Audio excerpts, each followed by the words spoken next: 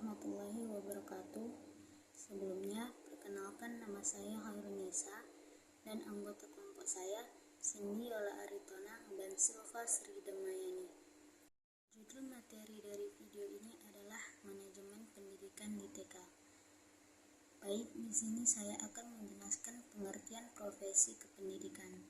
Profesi kependidikan adalah jabatan tenaga profesional yang bertugas merencanakan dan melaksanakan proses pembelajaran, menilai hasil pembelajaran, melakukan pembimbingan dan pelatihan, serta melakukan penelitian dan pengabdian kepada masyarakat, terutama bagi pendidik pada perguruan tinggi yang menuntut keterampilan.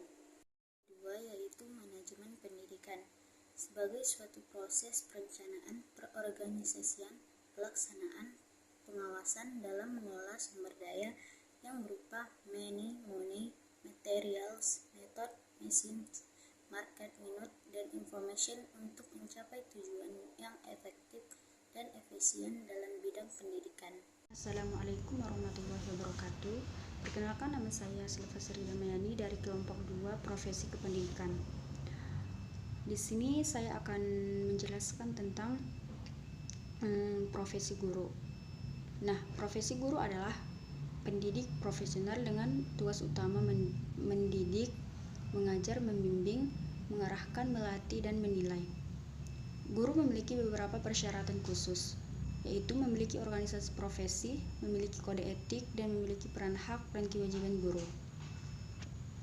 Di sini adapun tugas profesi guru yaitu yang pertama mendidik, mengajar, membimbing, mengarahkan, melatih, menilai dan mengevaluasi peserta didik pada pendidikan anak usia dini, jalur pendidikan formal, pendidikan dasar dan menengah.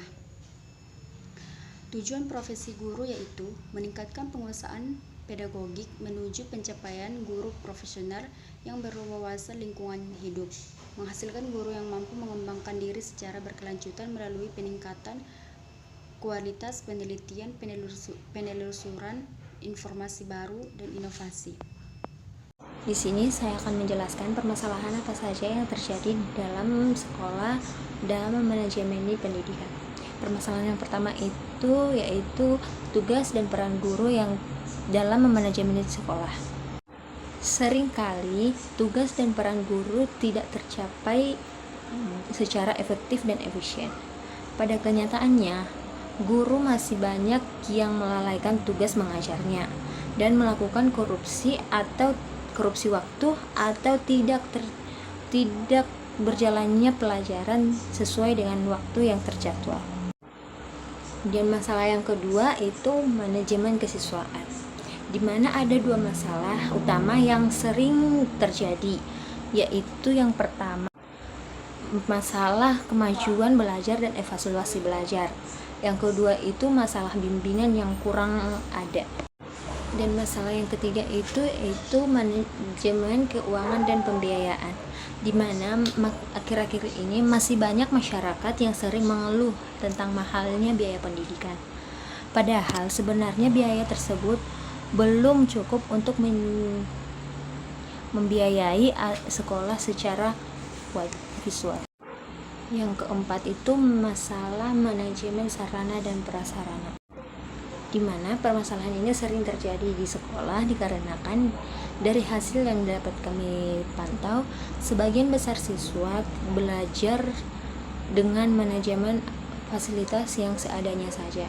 Itu disebabkan karena banyaknya fasilitas yang kurang lengkap, dan walaupun udah ada, banyak siswa-siswa dan anak-anak itu merusak fasilitas yang telah disediakan. Masalah yang kelima itu manajemen tentang hubungan sekolah dengan masyarakat, di mana dalam menjalin hubungan antara sekolah dan masyarakat masih ada beberapa kendala dasar yang sangat berdampak pada kemajuan sekolah. Kendalanya itu yang pertama itu kurangnya pemahaman masyarakat tentang pendidikan dan pemahaman warga di sekolah. Kendala yang kedua, kurangnya komunikasi antara sekolah dan masyarakat di lingkungan sekolah.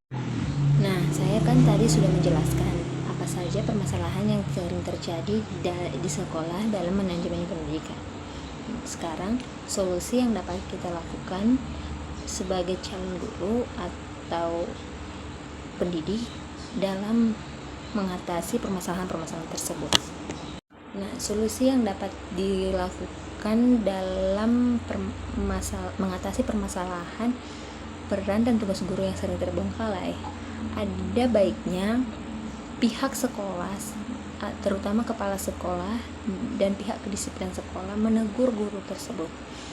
Dan untuk selanjutnya, jika guru tersebut mengulangi hal yang sama atau melalaikan tugasnya sebagai guru, pihak sekolah, terutama kepala sekolah, berkewenangan untuk melaporkan guru tersebut ke pihak dinas pendidikan untuk menindaklanjuti apa yang hukuman yang dapat diperoleh oleh guru tersebut.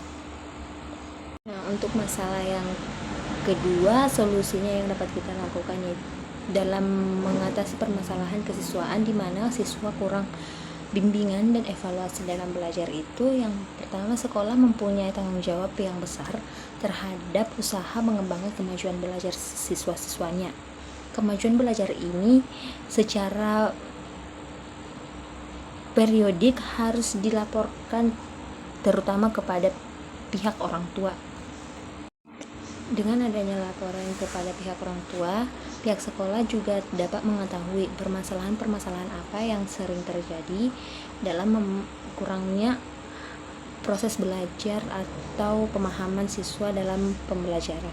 Dan untuk solusi yang ketiga, dalam memanajemeni dalam bentuk permasalahan saran biaya dan keuangan di sekolah itu, perlu adanya sosialisasi antara sekolah dan masyarakat saat adanya undangan rapat di sekolah tentang rincian biaya pendidikan di sekolah tersebut. Solusi yang keempat itu dalam memecahkan masalah dalam sarana dan prasarana di sekolah itu, di mana pihak sekolah harus bekerja sama dengan orang-orang yang berada di sekolah, baik siswa, guru maupun kepala sekolah maupun komite lainnya, dalam menjaga fasilitas yang ada sehingga tidak akan terulang lagi adanya kerusakan, kurangan fasilitas dan lain.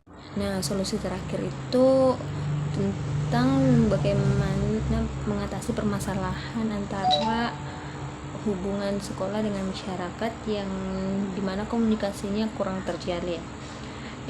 Solusi yang dapat dilakukan yaitu sekolah harus memberikan informasi yang lengkap kepada masyarakat sehingga masyarakat mengetahui seluruh program-program apa saja yang dilakukan di sekolah tersebut. Yang kedua itu, hubungan sekolah dengan masyarakat harus dilakukan secara terus-menerus sehingga masyarakat tidak akan beranggapan bahwa mereka itu hanya dibutuhkan pada pembiayaan saja.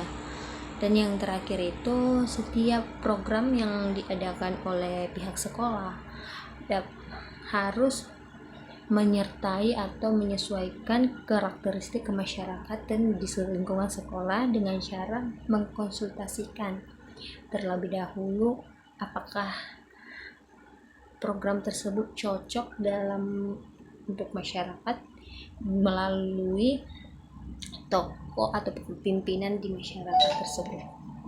Mungkin itu saja yang dapat kami jelaskan tentang bagaimana pemanajemenan pendidikan di sekolah, bagaimana permasalahan solusinya, dan apa saja tugas guru yang terjalin di sekolah tersebut. Jika ada kesalahan dalam penyampaian materi, kami mohon maaf. Sekian dan terima kasih.